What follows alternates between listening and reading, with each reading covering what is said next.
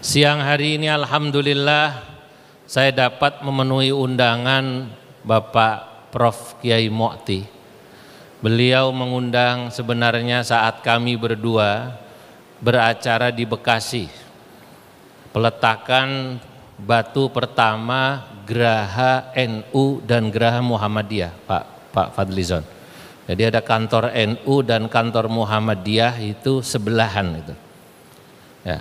Itu saat itu ketua NU sudah minder. Moga-moga katanya kantor NU jadinya tidak lama sesudah Muhammadiyah.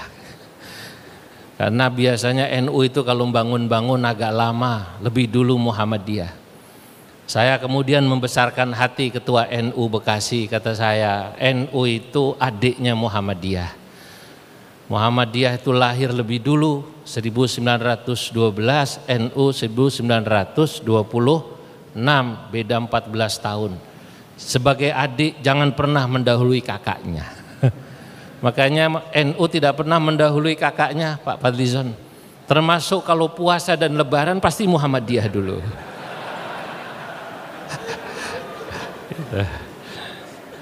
Nah.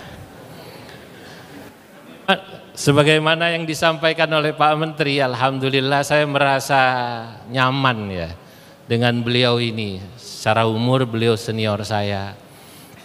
Apa yang saat ini kami berdua sering bersama itu memang perlu sering dimunculkan di publik, bahwa dua ormas ini memang adalah kakak adik, bersaudara, tidak perlu dipertentangkan. Justru kalau bisa saling memperkuat. Selama ini alhamdulillah NU selalu memperkuat Muhammadiyah. Itu terbukti di beberapa kota kabupaten. Kalau Muhammadiyah membangun kampus dan rumah sakit, NU selalu menyiapkan pasien dan mahasiswanya.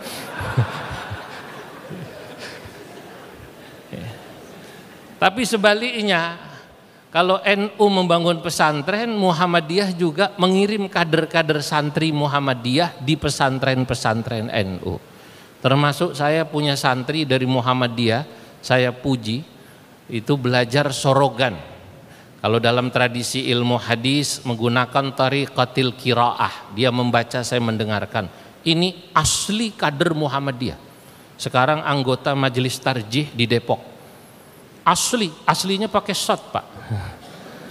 Asli Muhammadiyah. Ke rumah saya itu setiap Sabtu Minggu 2 tahun Prof. Saya bilang Masya Allah Fajri, namanya Fajri. S2-nya di Saudi. Di Saudi, S1-nya di UI. SMA-nya SMA negeri. Hebat sekali ini. Bahasa Arabnya hebat sekali. Nah inilah contoh bagaimana kerukunan kebersamaan NU Muhammadiyah harus kita tunjukkan ke publik. Karena memang pada dasarnya saling melengkapi. Saya mengajar di masjid-masjid Muhammadiyah itu lebih dari 20 tahun, Pak. Ada di Kemayoran itu ada masjid yang tanda tangan peresmiannya Profesor Dr. Amin Rais. Pak Amin. Saya ngajar itu. Saat itu saya diundang 20 tahun lalu oleh pengurus masjid yang rata-rata pengurus PP Muhammadiyah, pengurus PW Muhammadiyah Jakarta. Saya bertanya loh, tidak salah mengundang saya ini, mengajar di masjid ini? Oh tidak Kiai, kita tahu kalau Kiai ini NU. Saya bilang dari mana Anda tahu saya NU? Kelihatan dari sarungnya Pak Kiai. Demi Allah itu, namanya Haji Sofyan, sudah wafat, orang Majenang, Cilacap. Oh, saya mau tanya, kenapa kok ini masjid Muhammadiyah, pengurusnya bahkan yang meresmikan Pak Amin Rais kok mengundang saya yang Kiai NU? Apa jawab beliau? Sengaja Pak Kiai. Walaupun ini masjid Muhammadiyah, mayoritas jamaahnya Muhammadiyah, tapi tidak semua jamaah di sini Muhammadiyah. Lagi pula kami ingin mengundang Kiai NU agar memperkaya perspektif wawasan jamaah Muhammadiyah dan tahu NU dari kiainya langsung. Nah ini menarik ini. Barangkali nanti kalau ada orang yang hanya dengar NU dari Kiai Muhammadiyah, jangan-jangan NU itu ya disalahpahami. Karena sesungguhnya kemuskilan yang terjadi di muka bumi ini, kata Syamsuddin At-Tabrizi, gurunya Jalaluddin Rumi, seorang penyair terkenal yang menulis buku namanya Qawaidul Ishqil Arba'un, 40 kaidah cinta. Kenapa kita tidak bisa saling mencintai? Kenapa kita tidak bisa saling menyayangi? Kata Syamsuddin At-Tabrizi, gurunya siapa tadi? Jalaluddin Rumi, itu diantaranya min akhta lughawiyat, karena seringnya manusia itu salah faham kepada orang lain. Saya bisa pastikan orang NU yang tidak suka dengan Muhammadiyah itu pasti karena salah faham dengan Muhammadiyah. Saya bisa pastikan orang Muhammadiyah yang tidak suka dengan Nahdlatul Ulama itu min akhta lughawiyat, karena kesalahfahamannya pada NU. Kalau sering kumpul seperti ini, ngopi bareng, kalau bahasa anak mudanya, apa namanya? Kurang ngopi. Memang tadi saya makan siang belum ngopi Pak Menteri tadi. Baru selesai makan belum ngopi langsung diajak kemari. Nah, kalau sering ngopi gini indah Pak. Saya bilang pada Gus Ipul, Sekjen PBNU, saya bilang saya diundang Prof Mukti acara Maulid Nabi di kementerian beliau di sini. Saya bilang mestinya saya ingin Gus Ipul selaku Menteri Sosial gantian hari besar Islam nanti mengundang kiai mubaligh dari Muhammadiyah. Untuk apa? Menghilangkan tadi kesalahpahaman min akhta lughawiyah. Dan ini bukan kali pertama sesungguhnya saya diundang oleh tokoh Muhammadiyah, yakni Prof Mukti selaku Sekum, yang kebetulan ini ada caranya di kementerian beliau. Sebelumnya saya pernah di Pejaten Village, tempat di mana di situ tinggal Pak Profesor Dr. Din Samsudin. Di Pejaten Village, salah satu rumahnya di situ. Di situ tinggal Dr. Salim Segaf Jufri.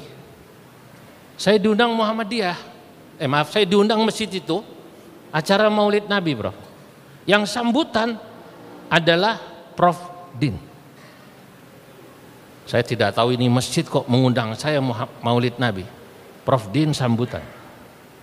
Yang baca doa Dr. Salim Segaf Jufri, waktu itu masih ketua Dewan Syura PKS. Tapi itu saya heran, ada hadrah baca maulid tadi yang dibaca oleh beliau itu abtadiul imla bismidzatil aliyah. Beliau hafal tadi itu ya. Sampai bab yang terakhir itu wa kana sallallahu alaihi wasallam syadidal haya'i wat tawadu. Nah itu ada. Saya mikir, ini tumben kata saya. Masjid Muhammadiyah kok ada baca maulidnya, Bro. Pakai hadroh. Selesai main, sebelum Pak Din sambutan, saya panggil remaja. Mas, ini remaja Muhammadiyah, bukan kiai, saya NU, di Bon di masjid ini. Tahu di Bon ya, tahu ya? Nah, saya yakin kalaupun di sini nanti ada yang main hadroh, pasti bon-bonan itu, Bro. Nah, saudara-saudara, ini yang penting untuk bangsa ini. Hal-hal semacam ini kelihatannya sederhana tapi sangat penting. Sama pentingnya ketika kita melihat TNI Polri rukun. Itu asik adem di bawah itu melihatnya, mau duduk bersama. Sama pentingnya seperti seluruh lapisan masyarakat bisa rukun. Karena bangsa ini bangsa besar.